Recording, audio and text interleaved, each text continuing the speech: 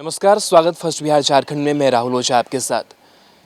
एक सुपौल से तस्वीर सामने आई है, काफ़ी हृदय विदारक ये तस्वीर है। बिहार सरकार स्वास्थ्य सिस्टम पर सवाल उठाती हुई ये तस्वीर एक बार नहीं, दो बार नहीं, बल्कि कई बार ऐसी तस्वीरें लगातार सामने आती रहती हैं, लेकिन सरकार की कानों तक जू तक नहीं रेंगता। कुछ ऐसी ही तस्वीर एक बार फिर से सुपौल से सामने आई है, जहाँ पर लॉकडाउन के बीच एक प्रसूता थी जो काफ़ी पेन से जूझ रही थी और वो अस्पताल जाना चाह रही थी। इस लिहाज से आशा की मदद से उसने एम्बुलेंस को कॉल किया और कॉल करने के बाद एम्बुलेंस को बुलाया गया ताकि जो प्रसूता है वो अस्पताल तक ठीक तरीके से पहुंच जाए और उसकी जो डिलीवरी है वो ठीक तरीके से हो सके। लेकिन जिस तरीके से एम्बुलेंस को कॉल किया गया, देर रात का वक्त था, लेकिन जो उसके परिवार वाले थे, उस प्रसूता का जो पति था, वो सोचा कि कुछ देर वो खुद से ही सड़कों तक वो चलते हैं, उसके बाद से एम्बुलेंस आ जाएगी तो एम्बुलेंस पर सवार होकर वो लोग अस्पताल को चले जाएंगे। लेकिन सड़क पर जाने के बाद से कोई एम्बुलेंस जो है वो नहीं आती है। प्रसूता का जो पेन है वो लगातार बढ़ता जाता है, लगातार तड़पती रहती है, चीखती रहती है, चिल्लाती रहती है घूप अंधेरे में, लेकिन उसे देखने वाला वहाँ कोई नहीं होता है सिवाय उसके परिवार के।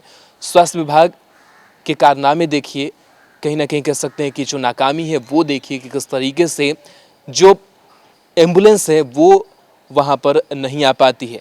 हम हमेशा ऐसे देखते हैं कि ऐसी जब परिस्थिति आती है कि जब इमरजेंसी में होते हैं तो उस वक्त हम तक व्यवस्था, हम तक सहूलियत स्वास्थ्य विभाग की तरफ से, अस्पताल की तरफ से, इस सिस्टम की तरफ से नहीं पहुँच पाती है और इसका खामियाजा भी कई लोगों को भुगतना पड़ता है। ये पूरी तस्वीर देखिए, रात सड़क किनारे की ये तस्वीर, किस तरीके से प्रसूता लगातार चीखती चिल्लाती नजर आ रही है। उसके परिवार वाले उसके साथ हैं।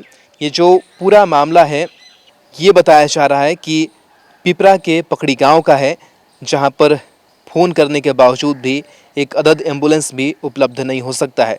हालांकि बाद में जो गांव वाले थे वो पहुंचे और गांव वालों ने ऑटो के ज़रिए उस प्रसूता को वहां के एक पास के अस्पताल में भेजा, पिपरा अस्पताल तक पहुंचाया। लेकिन वहां से हालत गंभीर देखते हुए पिपरा अस्पताल ने कहा कि आप सदर अस्पताल सुपौल लेकर के चले जाइए। लेकिन जब ये प्रसूता सदर अस्पताल सुपौल भी जाती है तब भी वहां पर जो इसका ठीक तरीके से इलाज है वो नहीं हो पाता है और फिलहाल इस प्रसूता का जो इलाज है, उसकी जो देखभाल है वो डीएमसीएच में की जा रही है। लेकिन एक बार फिर से सुपौल के स्वास्थ्य व्यवस्था की पोल खोल करके ये पूरी तस्वीर रख दी है। देखिए किस तरीके से, क्या संकट से ये लोग जूझ रहे होंगे।